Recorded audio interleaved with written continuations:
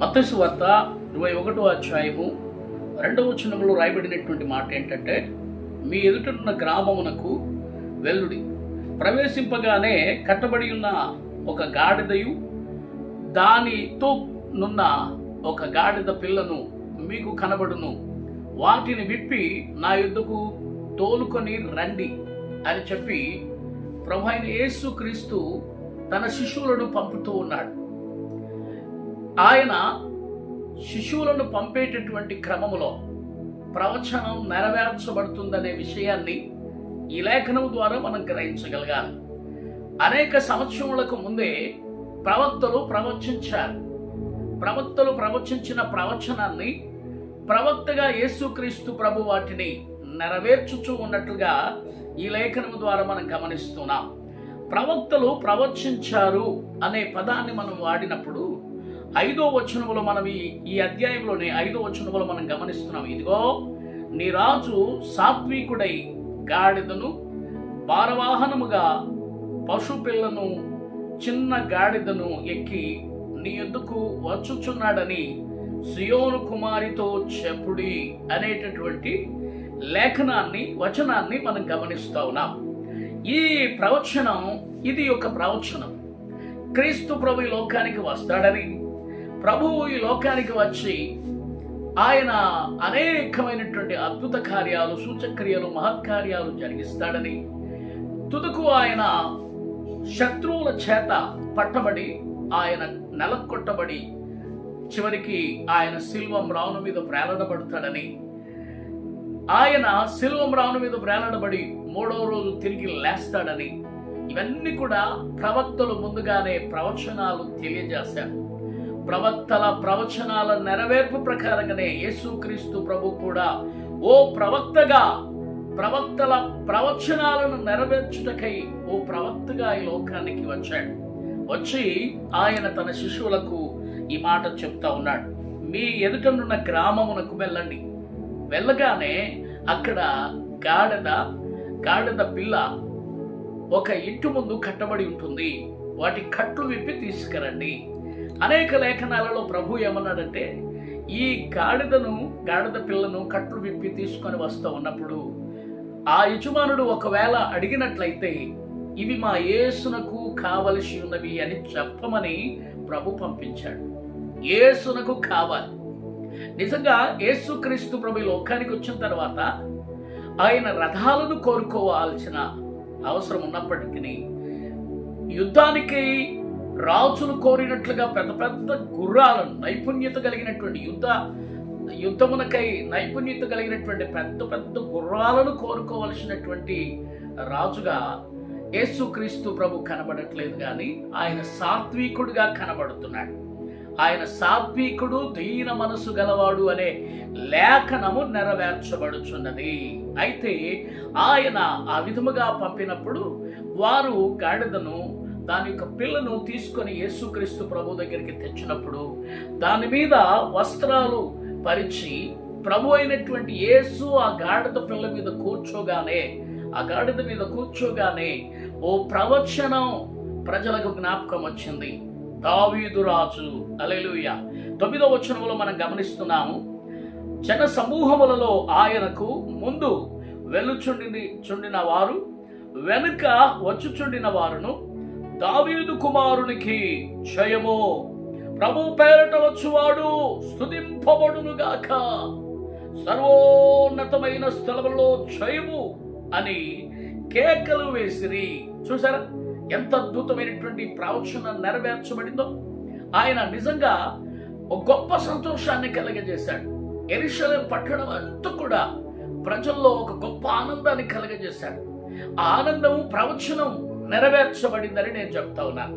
ఆ ఆనందం ఎలాగుండిందంటే 9వ అధ్యాయం, జకరియా ప్రవచన గ్రంథం 9వ అధ్యాయము 9వ వచనములో రాయబడింది, సియోను నివాసులారా బహుగా సంతోషించుడి, యెరూషలేము నివాసులారా ఉల్లాసముగా ఉండుడి. నిజంగా సంతోషాన్ని, ఉల్లాసాన్ని ప్రభువు ఆ గాడిద మీద కూర్చోగానే, ఆ గాడిద మీద కూర్చొని గాడిద పిల్ల అవి రెండు కూడా నడుస్తూ ఉంటే వాటి మీద కూర్చున్నటువంటి ప్రభు వాటిని వాహనంగా చేసుకొని నడుస్తూ ఉంటే గాంధాంబముల మీద కూర్చున్న ప్రభు ఆశీనుడై ఉండగా ఆ జనవాహం అంతా కూడా, సియోను అంతా కూడా సంతోషించటానికి, ఉల్లసించటానికి ఒక అద్భుతమైనటువంటి వినోదం కలిగింది.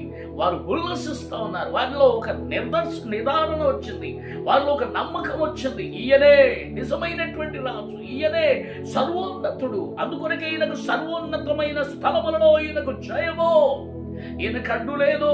ఈయనే జయము కలిగిన వాడు, జయము పొందినవాడు. ఇది ఒక అద్భుతమైనటువంటి సంఘటనను బయలుపరుస్తుంది. ఏమిటి ఆ సంఘటన అంటే, నిజంగా ఈయన సర్వోన్నతుడై ఉన్నాడు. ఒకవేళ చంపబడినా, ఒకవేళ సిలువ వేయబడినా, ఒకవేళ ఎన్ని నేరములు ఈయన మీద మోపినా, ఎంతగా నేరము మోపి ఈయనను నేరస్తునిగా చేసిన నేరములన్నిటిలో నుండి, మరణం అంతటిలో నుండి, అన్ని విషయాల్లో కూడా ఈయన జయము పొందబోతున్నాడు. అందుకొరకే వారు ఆ యొక్క మట్టలు చేతబట్టుకొని, ఆ పచ్చని కొమ్మలు చేతబట్టుకొని ఆయన ముందు వెళ్తూ పాట పాడుతూ ఉన్నారు. రాజులకు రాజు, మహోన్నతుడు, సర్వోన్నతుడు, దావీదు కుమారుడు అంటూ కేకలు వేస్తూ ఆ యొక్క ప్రజలలో ఉన్నటువంటి ఆనందం. అక్కడ ఒక విషయాన్ని మనం చూడగలుగుతాం. ఏమిటి ఆ విషయం అంటే, రక్షణ అనేది ఆయన ద్వారా అక్కడే ప్రారంభమయ్యింది అనే విషయాన్ని. రక్షణ, నశించిపోతున్న వారిలో రక్షణ, నశించిన వారిలో రక్షణ. వారి ఆనందానికి హద్దులు లేవు, వారి సంతోషానికి హద్దులు లేవు. వారు ఏ విధముగా ఆ వారిలో ఉండే సంతోషాన్ని, ఆనందాన్ని అడ్డగించగలగాలి అనుకున్నప్పటికీ కూడా ఆపగలేరు, ఎవరు కూడా ఆపలేరు. ఆనందం హృదయంలో పెళ్ళుపుకుతూ ఉంది. సియోను అక్కడే, సియోను కుమారి అక్కడే సిద్ధపడుతూ ఉంది రక్షణ కొరకు. అనేకమైనటువంటి ఆశ్చర్యకరమైనటువంటి సూచనలు బయలుపరచబడతా ఉన్నాయి. నిజంగా లోకమంతటికి ఇది ఒక ఆనందకరమైనటువంటి సమయం. లోకమంతటికి కూడా ఆయనను గూర్చి వ్యతిరేకించువారు, ఆయనను గూర్చి విరోధముగా పాడగలిగిన వారు, ఆయనను గూర్చి విరోధంగా మాట్లాడగలిగిన వారు, ఆయనను గూర్చి విరోధంగా పండ్లు కొరుకుతున్న వారికి కూడా ఒక అద్భుతమైనటువంటి సూచనలు, ఒక అద్భుతమైనటువంటి సూచనలు బయలుపరచబడతా ఉన్నాయి. ఆశ్చర్యకరమైనటువంటి విషయం.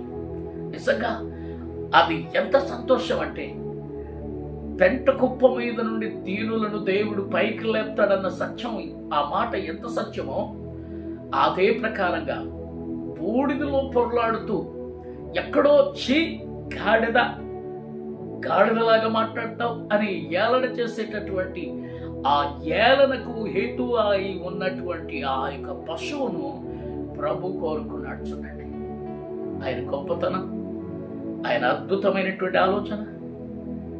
నిజంగా ఏ కొంచెము కలిగితే ఎంత హెచ్చించుకోవటానికి ప్రయత్నాలు చేస్తారు.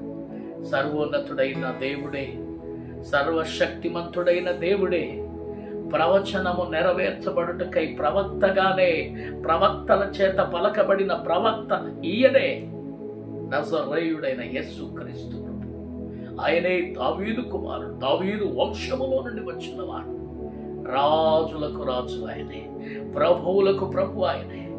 మన బాధలన్నిటి నుండి విడిపించగలిగిన వాడు ఆయనే, మన యొక్క వేదనలన్నిటి నుండి విడిపించగలిగిన వాడు ఆయనే, మన సమస్యల నుండి విడిపించగలిగిన వాడు ఆయనే.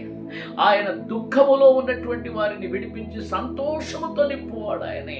అందుకొరకే ప్రవచనం ఇక్కడ నెరవేర్చబడి, ప్రవచనములో ఉన్నటువంటి మాట, సియోను నివాసులారా బహుగా సంతోషించుడు, యెరూషలేము నివాసులారా ఉల్లాసముగా ఉండుడి, నీ రాజు నీతిపరుడు, రక్షణ గలవాడు, దీనుడునై గారదంబపు పిల్లను ఎక్కి నీ యొద్దకు వచ్చును. అవును ప్రియమైనటువంటి దేవుని బిడ్డలారా, నిజమే, ఆయన రక్షణ కలగ చేయువాడు. అద్భుతంగా రాయబడింది ఇక్కడ మాట, అద్భుతంగా నీతిపరుడు, రక్షణ గలవాడు, రక్షించగలిగిన వాడు. నేను ఇంతకు ముందే చెప్పాగా, ఆయన రక్షణ బయలుపరచబడింది. ఈ కార్యమునందు ఆయన రక్షణ బయలుపరచబడింది. ముందుగా గాడిదకు రక్షణ కలగజేశాడు, గాడిదను విడిపించాడు, కట్లు విడిపించాడు, బానిసత్వం నుండి విడిపించాడు. బానిసలంగా ఉండడానికి కాదు, స్వతంత్రులుగా ఉండడానికే ప్రభు అయిన యేసు రక్షణ. ప్రభు అయిన యేసు రక్షణ దేని కొరకు అంటే మనం స్వతంత్రులమై ఉండడానికి, స్వతంత్రత కలిగిన వారమై ఉండడానికి, సాతాను బానిస కట్ల నుండి విడిపించబడడానికి, దుష్టుడైన అపవాది బానిస కట్ల నుండి విడిపించబడడానికి, ఆయన మనలను విమోచించడానికి ఈ లోకానికి రక్షకుడిగా వచ్చాడు. జనులందరూ కూడా ఎంత ఉల్లాసంతో, ఎంత సంతోషంతో మట్టలు చేత పట్టుకొని, ఆ మట్టల ఆదివారంగా మట్టల చేత పట్టుకొని వారందరూ కూడా, యెరూషలేము అంతా కూడా ఆనందముతో మారుమోగుతుంది. నీ హృదయములో ఆనందము, నీ కుటుంబంలో ఆనందము, నీ జీవితంలో ఆనందము, నీ పిల్లల్లో ఆనందము, ఎప్పుడు ఎక్కడ చూసినా ఆనందాన్ని పెళ్ళుబుకేలాగా చేయుటకై యేసు క్రీస్తు ప్రభు కట్లు విప్పువాడై ఉంటున్నాడు. నీ సమస్త కట్లను విప్పి నిన్ను స్వతంత్రులుగా చేయుటకై ఆయన స్వాతంత్రతను నీకు అనుగ్రహించును కాక. సర్వోన్నతుడైన దేవుని సన్నిధి సదా నీకు తోడై ఉండును కాక. ఆమేన్. ప్రియమైన దేవుని బిడ్డలారా, దేవుని వాక్యాన్ని ప్రేమించే నా ప్రియ శ్రోతలారా, జీవింపజేసే వాక్యాన్ని, సత్యవాక్యాన్ని, అద్భుతమైనటువంటి ఆరాధన, శక్తివంతమైనటువంటి ఆరాధన, ఆత్మతోనూ సత్యముతోనూ ఆరాధించేటటువంటి ఆరాధనను దేవుడి ప్రదేశంలో, ఇసుకబాయి ప్రాంతంలో దేవుడు ఒక అద్భుతమైనటువంటి చక్కటి మందిరాన్ని ఇచ్చి, ఈ మందిరములో జరిగిస్తున్నటువంటి అద్భుతమైన కార్యాలు, అనేక అద్భుతమైన కార్యాలు జరుగుతూ ఉన్నాయి. ఎప్పటికప్పుడు దేవుడు ఒక నూతనమైనటువంటి ఒరబడిలో మరి సంఘాన్ని నడిపిస్తూ ఉన్నాడు.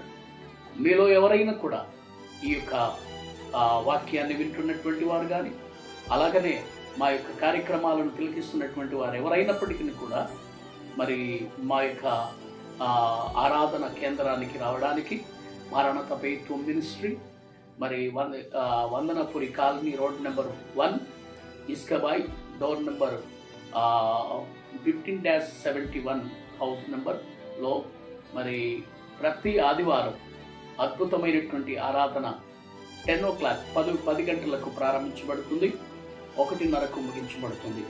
అయితే కొన్ని రోజుల తర్వాత మొదటి ఆరాధన, రెండవ ఆరాధన, మూడవ ఆరాధన ప్రారంభించబడుతుంది. కొన్ని అనివార్య కార్యాలను బట్టి ఒకటే ఆరాధన జరుగుతుంది. ఈవినింగ్ ఇంగ్లీష్ సర్వీస్ కూడా జరుగుతుంది. కాబట్టి మా యొక్క కార్యక్రమాలను చూసి ఆనందిస్తున్నటువంటి పరిశుద్ధ జనాంగం అంతటికి కూడా ప్రత్యేకంగా మీరు ఎక్కడ వెళ్ళలేని వారైనట్లయితే, మీకు సరైనటువంటి ఆరాధన, శక్తివంతమైనటువంటి వాక్యంలో ఎదగాలని ఆశగా ఉంటే ఈ యొక్క అడ్రస్ని తెలుసుకొని రాగలరని మనం చేస్తున్నాను. ప్రత్యేకమైనటువంటి దీవెన ఆశీర్వాదాలు మీ కొరకు మెండుగా కుమ్మరించబడాలని ప్రతిదినము ప్రార్థన చేస్తూ ఉంటాం.